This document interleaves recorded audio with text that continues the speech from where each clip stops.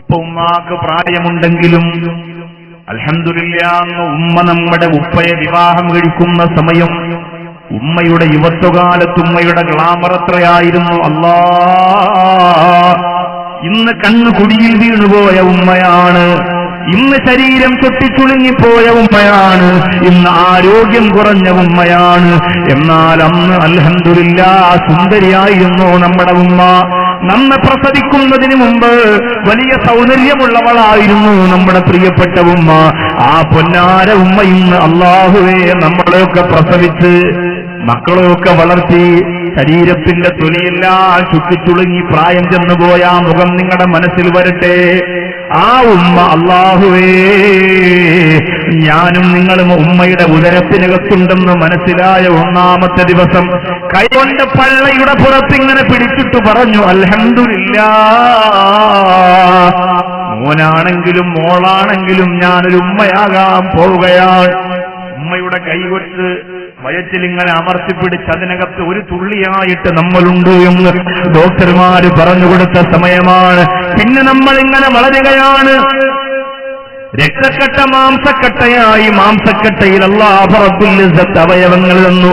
അതൊരത്ഭുതമാണ് ചെറുപ്പക്കാരാ, അതൊരു മഹാത്ഭുതമാണ് പെങ്ങളേ. ഉമ്മയുടെ ഉദരത്തിനകത്ത് നമ്മൾ അങ്ങനെ വളർന്നു വരികയാണ്. ഉമ്മയുടെ വയറുമാസം തോറും വളരാൻ തുടങ്ങി. ഉമ്മാക്ക് പടയതുപോലെ യാത്ര ചെയ്യാനും കഴിയുന്നില്ല, ഉമ്മാക്ക് പടയതുപോലെ ഓടാനും ചാടാനും ഒന്നും കഴിയുന്നില്ല. ഉമ്മയുടെ ഉദരത്തിനകത്ത് നമ്മളാണല്ലോ, ഉമ്മയുടെ ഉദരത്തിനകത്ത് നമ്മളാണല്ലോ, ഉമ്മയുടെ ഉദരത്തിനകത്ത് നമ്മളാണല്ലോ. അല്ലാഹുവേ ഓരോ ദിവസവും ഉമ്മ നല്ല ഭക്ഷണം കഴിക്കുന്നു. എനിക്ക് വേണ്ടിയല്ല, എന്റെ ഉദരത്തിനകത്ത് കിടക്കുന്ന മകന് വേണ്ടിയാണ്, മകൾക്ക് വേണ്ടിയാണ്. സുബ്ഹാനല്ലാഹ്. അവസാനം നമ്മളെ ഉമ്മ പ്രസവത്തോടെടുക്കുകയാണ്. വേദന കൊണ്ട് ഉമ്മ കരയുകയാണ്. രാത്രി ഉമ്മയുടെ രണ്ട് കാലും നീര് വരികയാണ്. ഉമ്മയുടെ രണ്ട് കാലും നീര് വന്നിട്ട് വളർന്ന് നീര് വരികയാണ്. നമ്മുടെ വാപ്പ പോയിട്ട കാലിങ്ങനെ തടവി കൊടുക്കാൻ കരയല്ലേ? നമ്മുടെ കുഞ്ഞിന് വേണ്ടിയല്ലേ, നമ്മുടെ മകന് വേണ്ടിയല്ലേ, നമ്മുടെ മകൾക്ക് വേണ്ടിയല്ലേ? ഉമ്മയുടെ കാല് നീര് വന്നു, ഉമ്മയുടെ വയറ് വല്ലാത്ത വേദനയിലായി. അല്ലാഹുവേ പടച്ചവനെ പെട്ടെന്ന് ഹോസ്പിറ്റലിലേക്ക് കൊണ്ടുപോവുകയാണ്. ഒന്നെങ്കിൽ ഹോസ്പിറ്റൽ അല്ലെങ്കിൽ വീട്. ആ കാലഘട്ടത്തിൽ എവിടെയാണോ ഒരു പ്രസവത്തിന് സൗകര്യമുള്ള സ്ഥലം അവിടെ കൊണ്ടുപോയി നമ്മുടെ പ്രിയപ്പെട്ട ഉമ്മയെ കടത്തുകയാണ്. അല്ലാഹ്, 1000 ഞരമ്പുകൾ ഒരുമിച്ച് മുറിക്കുന്ന വേദനയോടെ, 1000 ഞരമ്പുകൾ ഒരുമിച്ച് മുറിച്ചു മാറ്റുന്ന വേദനയോടെ നമ്മുടെ പ്രിയപ്പെട്ട ഉമ്മ പ്രസവിക്കുകയാണ്. ഒരു പ്രിയപ്പെട്ട സഹോദരി വായ എത്രത്തോളം തുറക്കാൻ പറ്റുമോ, നിലവിളിക്കുമ്പോ എത്രത്തോളം വായ തുറക്കാൻ പറ്റുമോ അത്രത്തോളം വായ തുറന്നിട്ടാണ് നമ്മുടെ പ്രിയപ്പെട്ട ഉമ്മ നിലവിളിക്കുന്നത്. അത്ര വേദനയാണ്, അത്ര ബേജാറാണ്. അല്ലാഹുവേ നമ്മളിങ്ങനെ പൊട്ടിക്കരഞ്ഞുകൊണ്ട് പുറത്തു വരികയാണ്. കുഞ്ഞി ശരീരമാവുന്ന നമ്മുടെ മുഖം കാണുന്നതോടുകൂടി ഉമ്മാക്ക് സന്തോഷമായി, അല്ലാ, ഉമ്മാക്ക് ആനന്ദമായി റബ്ബേ. പിന്നെ ഉമ്മയുടെ കരച്ചിൽ തീർന്നു. മകനെ വാരിയെടുത്ത് മുത്തം കൊടുക്കുന്ന, മാറോട് ചേർത്ത് വെക്കുന്ന ഉമ്മ. പൊന്നുമോനെ കരയില്ലടാ, 9.5 മാസം കൊണ്ട് നിന്നെ പ്രതീക്ഷിച്ച് കഴിയുകയാണ് ഉമ്മ.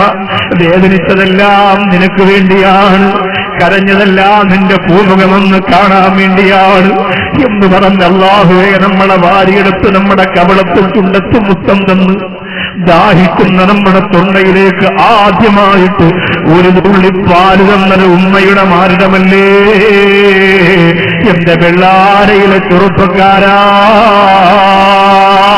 എന്നിട്ട് ആ പ്രിയപ്പെട്ട ഉമ്മ നമ്മളെ വളർത്തുകയാണ്. ഒരു കുഞ്ഞി ഈച്ച പോലും വന്നിരിക്കാൻ സമ്മതിക്കുന്നില്ല, ഒരു പ്രാണി പോലും വന്നിരിക്കാൻ ഉമ്മ സമ്മതിക്കുന്നില്ല. എപ്പോഴും മകന്റെ ശ്രദ്ധയാണ്, മകളുടെ മേലുള്ള ശ്രദ്ധയാണ്.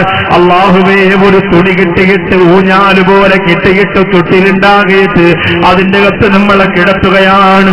ഉമ്മ ഉറങ്ങുന്നില്ല. എപ്പോഴും ആ തൊട്ടിലിങ്ങനെ പിടിച്ച് വാവാവോ പാടി താര താരാട്ടുപാടി നമ്മളെ ഒന്ന് ഉറക്കാൻ, നമ്മളെങ്ങാണ് ഉറക്കത്തിൽ ഞെട്ടിവണന്നാൽ ഉമ്മയും ഉണരുകയാണ്. നമ്മൾ എവിടെയെങ്കിലും ഇരുന്ന് കരഞ്ഞാൽ ഉമ്മ ഓടി വരികയാണ്. മോനെ മോനെ ഉമ്മച്ചിയുണ്ടടാ കരയില്ലേ. അന്ന് നമുക്കാകെ അറിയുന്ന ഒരേ ഒരു വാക്ക് ഉമ്മ എന്ന് വിളിച്ച് കരയാ മാത്രമാണ്.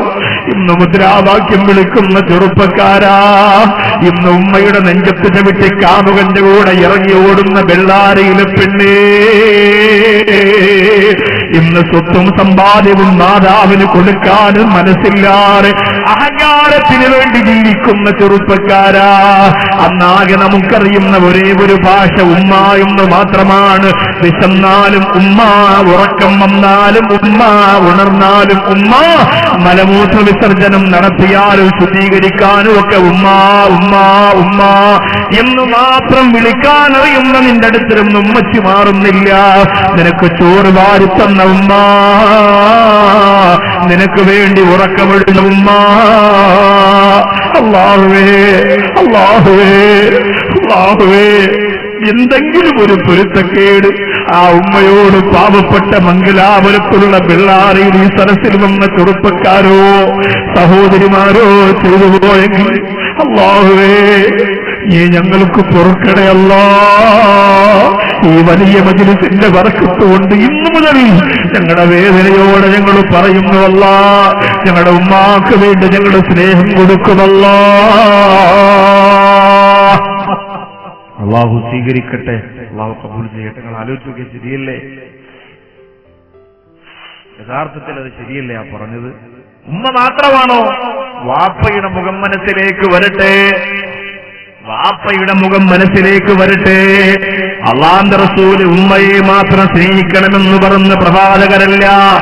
അല്ലാഹുവിന്റെ റസൂൽ ഉമ്മയെ സ്നേഹിക്കണമെന്ന് മാത്രം പഠിപ്പിച്ച മുത്ത റസൂലല്ല. ഉമ്മാക്ക് സ്ഥാനം കൂടുതൽ കൊടുത്തെങ്കിലും വാപ്പയെ കൂടി പരിഗണിക്കണമെന്ന് പറഞ്ഞ നബിയാ. അതുകൊണ്ട് വാപ്പയുടെ മുഖം മനസ്സിൽ വരട്ടെ.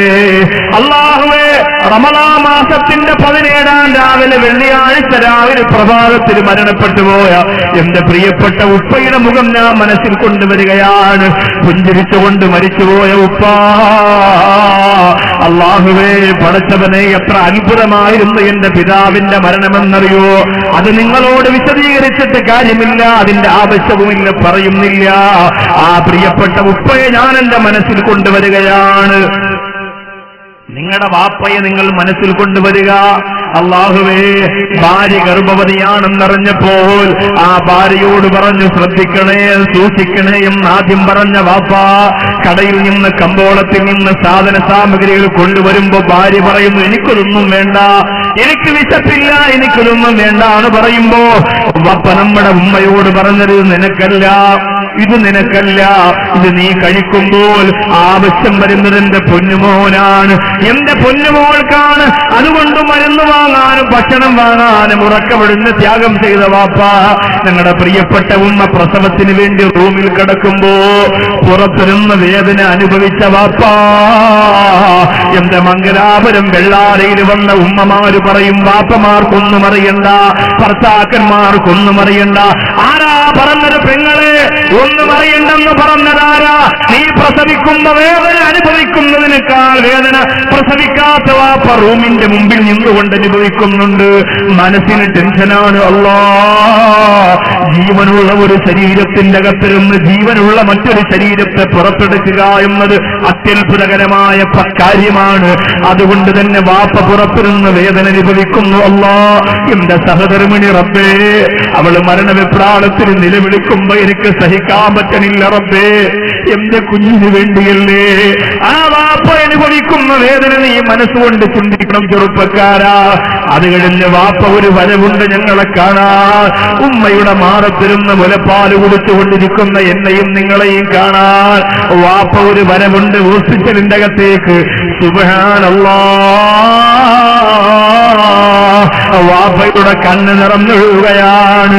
കുഞ്ഞിന്റെ കവളത്ത് മുത്തം കൊടുത്തു ഭാര്യയുടെ മുഖത്ത് നോക്കിയിട്ട് തല തടവിയിട്ട് പറയുന്നു, സങ്കടപ്പെടണ്ട, ഇനി എന്റെ ജീവിതം എല്ലാം ഈ പൊന്നുമോന് വേണ്ടിയാണ്, ഇനി എന്റെ സമ്പാദ്യം മുഴുവനും ഈ പൊന്നുമോൾക്ക് വേണ്ടിയാണ് എന്ന് പറഞ്ഞിറങ്ങിപ്പോയ വാപ്പ. അങ്ങനെ സ്നേഹം തന്ന ഉമ്മ, അവർക്ക് രണ്ടുപേർക്കും എന്നെ പ്രിയപ്പെട്ടവരെ ഞാനും നിങ്ങളും തിരിച്ചു കൊടുക്കുന്നതെന്താണ്?